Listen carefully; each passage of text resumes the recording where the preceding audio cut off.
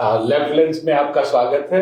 जैसा कि आप जानते हैं कि लेफ्ट लेंस साप्ताहिक प्रोग्राम है, हिंदी और अंग्रेजी दोनों में, जिसमें हम लोग समसामयिक हो रही घटनाओं और तमाम दुनिया भर की जो खास घटनाएं हैं, परिस्थितियां हैं, उन पर लेफ्ट के नजरिए से देखते हैं। आज हमारे बीच जो लेफ्ट लेंस के मेहमान है वो कॉमरेड सलीम है, जो बंगाल में अभी पूरी यात्रा करके, खास करके बंगाल बचाओ यात्रा, उसका एक अभियान चलाया था और उसको लीड कर रहे थे। आज उनसे हम उनका अनुभव जानना चाहेंगे। सबसे पहले कॉमरेड ये जानना चाहूंगा कि आखिर बंगाल को किससे खतरा है, कि बंगाल को बचाने की जरूरत पड़ रही है? देखिए, खतरा तो पूरे देश मंडरा रही है और उस तरह से देखेंगे तो दक्षिणपंथी का जो उत्थान हुआ तो पूरे विश्व को ही जो चंद पूंजीपतियां हैं जो अपने मुट्ठी में लेना चाह रहे हैं, तो इससे खतरा जो है हमारे जंगल को है, ज़मीन को है, पानी को है, पहाड़ को है। अब आप ये अरावली देख लो तो इस तरह से हमारे समुद्र को है, हमारे जीविका को है, हमारे जीवन को है। लेकिन हम शरारत होते हैं।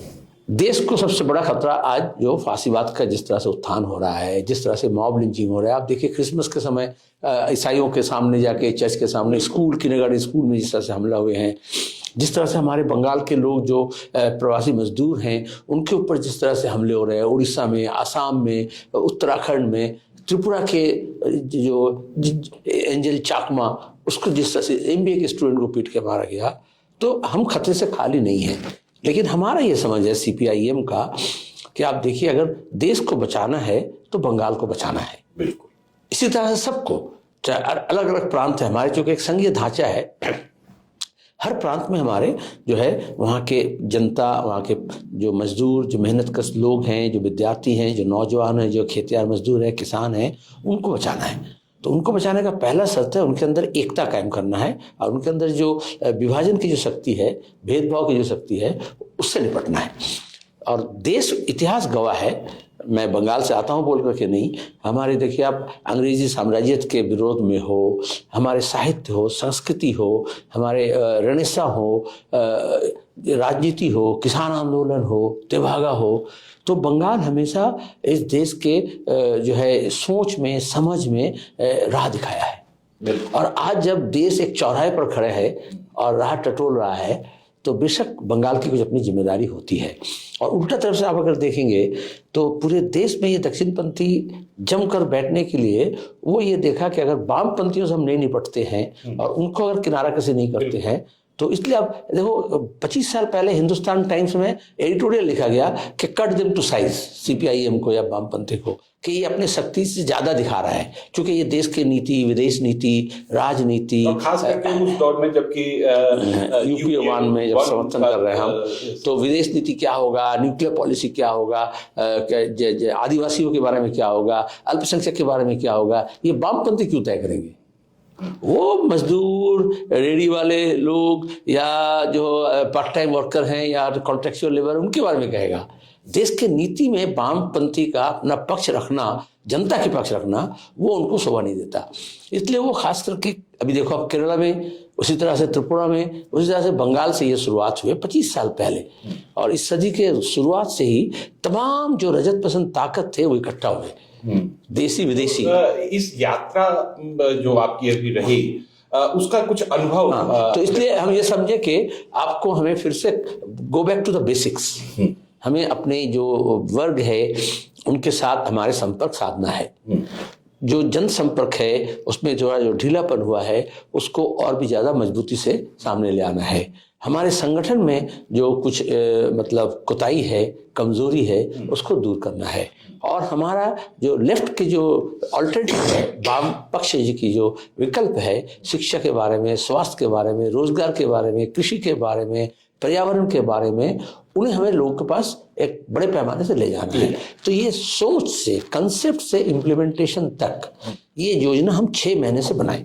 पहले अपने संगठन को तैयार किए, हमारे जन संगठनों को तैयार किए, और हमारा सारा साल कुछ ना कुछ तो मुहिम चलते रहता है। तो हमने ऐसे रूटीन बनाए कि नवंबर महीने से दिसंबर महीने के 1 महीना वक्फा जो होगा वो हम पूरे ताकत झोंकेंगे। और अक्सर ऐसा होता था कि हम ब्रिगेड परेड ग्राउंड में जनता को बुला कर ले आते थे, तो उसमें हमारे जो संगठित लोग हैं वो आ जाते हैं। और आजकल पैसा इतना खर्च होता है, साधन इतना मुहिम करना मुश्किल हो जाता है, तो सबको ले आ नहीं सकते हम।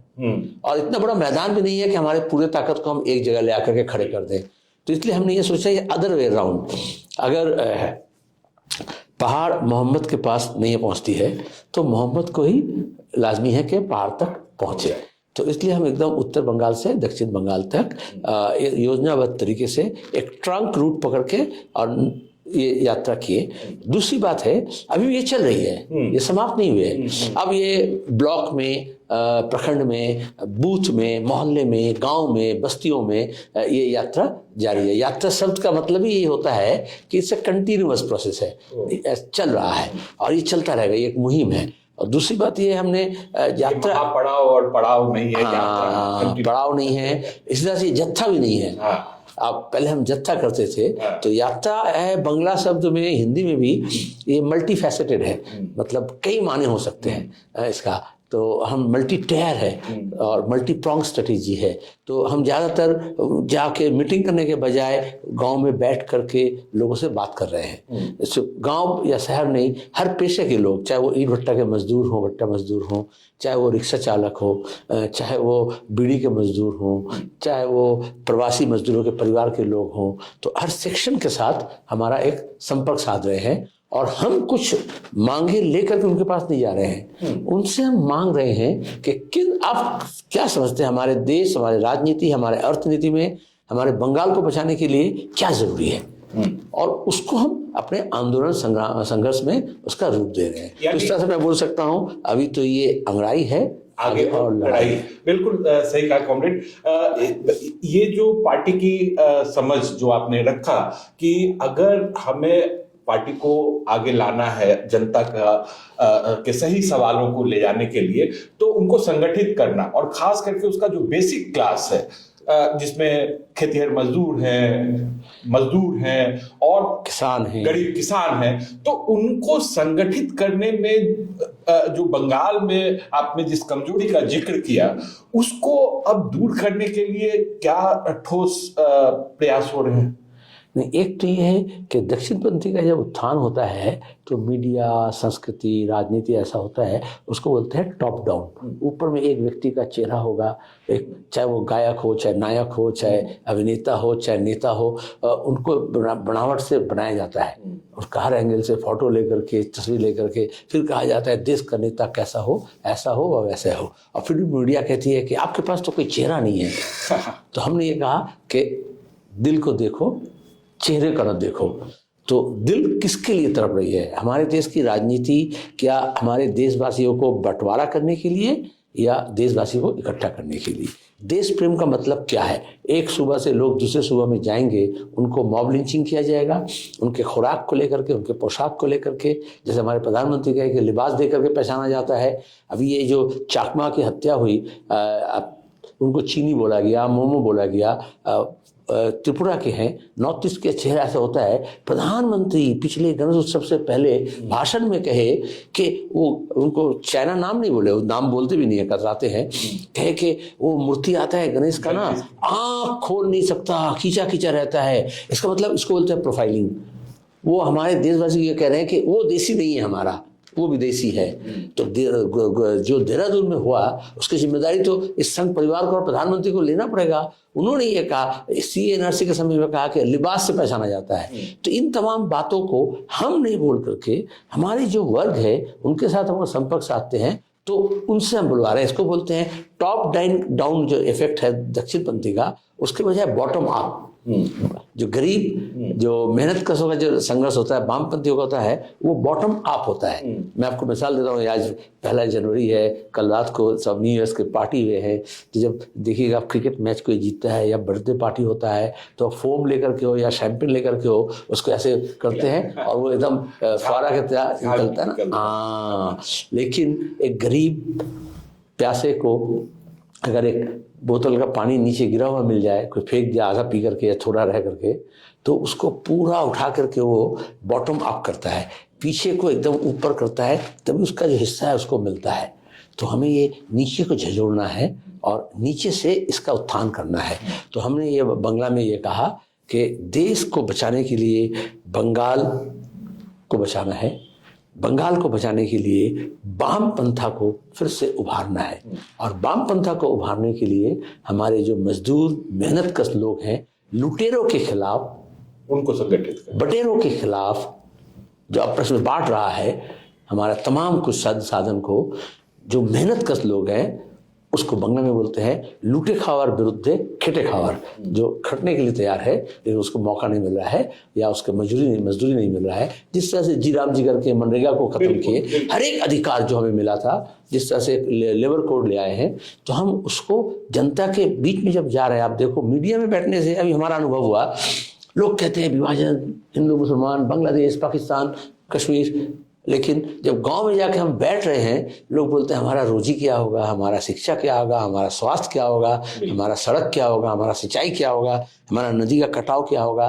तो मुद्दा पूरा अलग है, जो मीडिया में नहीं है, जो पार्लियामेंट में नहीं है, जो तो ये जो कहे कि संसद या विधानसभा से वामपंथियों को शून्य करना पड़ेगा, दरअसल मजदूरों की बातों को शून्य करना पड़ेगा। बिल्कुल, चाहत तो यही है। और एक और हमने देखा खास करके SIR जो जनता को ही साफ करने का, सीए और NRC जो आपने अभी जिक्र किया कि सीए NRC एक तरह से लागू कर रहे हैं, और उसका बंगाल में जिस तरह से प्रतिरोध भी दिखा, उससे लग रहा है, आपका क्या अनुभव है? हमने देखा, हमने यहाँ SIR के बारे में भी थोड़ा पूरे देश के लोगों से थोड़ा अंतर है।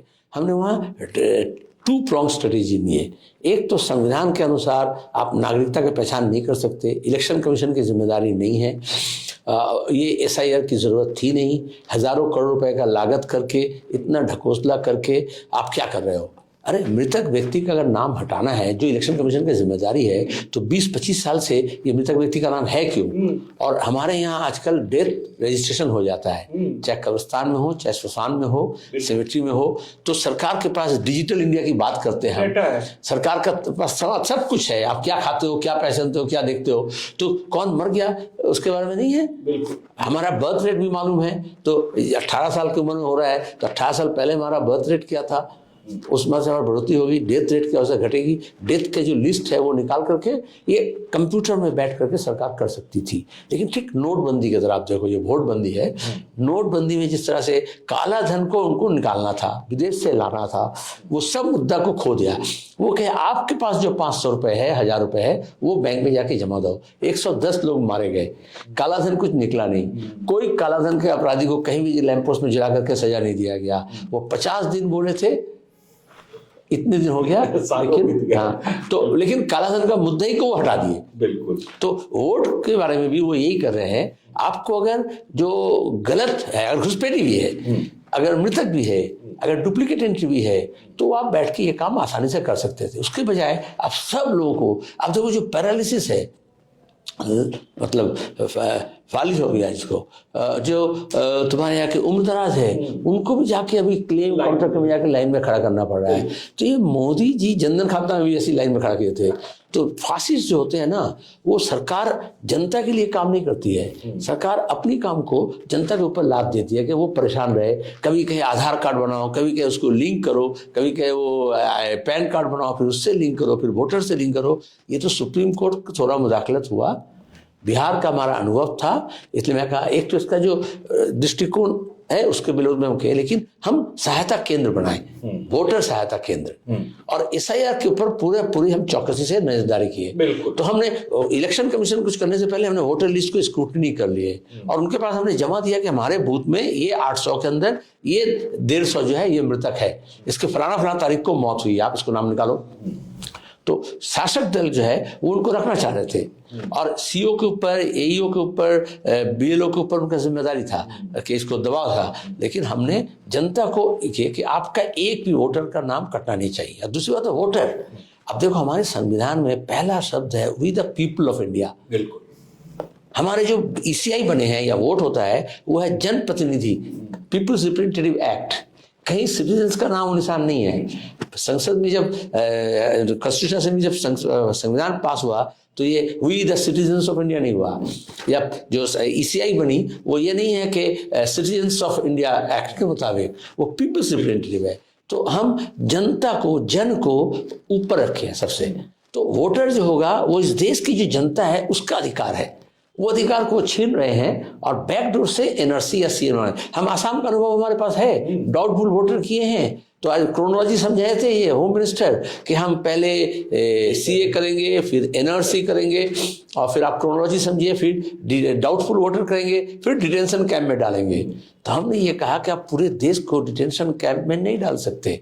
और ये करने जाकर के जो BJP वाले हैं वहाँ पे बड़े मुंह बोला लोग हैं, वो हिंदू, मुसलमान, रोहिंग्या, बांग्लादेशी, RSS वाले पूरे देश में ये प्रचार किए कि पश्चिम बंगाल में घुसपैठी, घुसे हुए अब तो टर्माइट्स हर सब जगह बोल रहे हैं। हाँ, तो ये जो है इसको बोलते हैं जेनोफोबिया, वो एक नफरत पैदा करते हैं। तो नफरत इसी तरह से अमेरिका में भी होता है, इसी तरह से यूरोप में भी हो रहा है, साउथ एशियन को लेकर के, एशियन को, अफ्रीकन को लेकर के। अब मैं कॉमरेड एक अंतिम सवाल करना चाहूंगा, क्योंकि ये सवाल हम जहां भी जाते हैं अपने दोस्तों और जानने वाले जो इस पूरे वातावरण से परेशान हैं, वो ये उम्मीद कर रहे हैं कि तभी सरवाइव कर पाएगा ये सिस्टम जब लेफ्ट उभरे, और लेफ्ट का उभार तभी हो पाएगा जब बंगाल उभरे। तो ये जो जिम्मेदारी बंगाल पार्टी की और दुनिया भर की उम्मीदें, इस पर आप क्या समझाना? दुनिया भर की उम्मीदें हैं, हमारे ऊपर एक बहुत बड़ा बोझ है, लेकिन हम उसे जिम्मेदारी समझते हैं। और ये बंगाल के वामपंथियों का ये जिम्मेदारी है कि हम इस सवाल पे हम खड़े उतरे, और इसके लिए हमारे एड़ी चोटी का जोड़ लगाना है। हम 2025 के 25 फरवरी को जब हमारा राज्य सम्मेलन समाप्त हुआ तो हमने वहाँ से नारा दिया कि 26 फरवरी 26 से 26 की तैयारी, और उसको हमने बहुत योजनाबद्ध तरीके से धीरे धीरे आगे बढ़े, क्योंकि हमारे पास उतना संसाधन नहीं है। और आजकल जिस तरह से मीडिया का इस्तेमाल होता है, पैसे का इस्तेमाल होता है, काला धन का, इलेक्ट्रल बॉन्ड का, उसके साथ साथ ECI जैसे, पुलिस जैसे पूरे प्रशासन का इस्तेमाल किया जाता है, तंत्र को। तो इस तंत्र के विरोध में लड़ सकते हैं वो जनता है। तो हमें वो जनता को इकट्ठा करना है, और उस जनता के अंदर जो सबसे अंतिम पंक्ति में है, जिसको आज कुछ नहीं मिला, जो उम्मीद लगाए बैठे थे सरकार से, जो हताश हो रहे हैं, उनके पास हम अगर पहुंचते हैं और वो अगर कमर बांध तैयार होते हैं तो हम लड़ेंगे साथी और जीतेंगे। इसी उम्मीद के साथ कि हम जरूर लड़ेंगे और जीतेंगे। आपका बहुत बहुत धन्यवाद कि आप लेफ्ट लेंस में आए। बहुत बहुत धन्यवाद।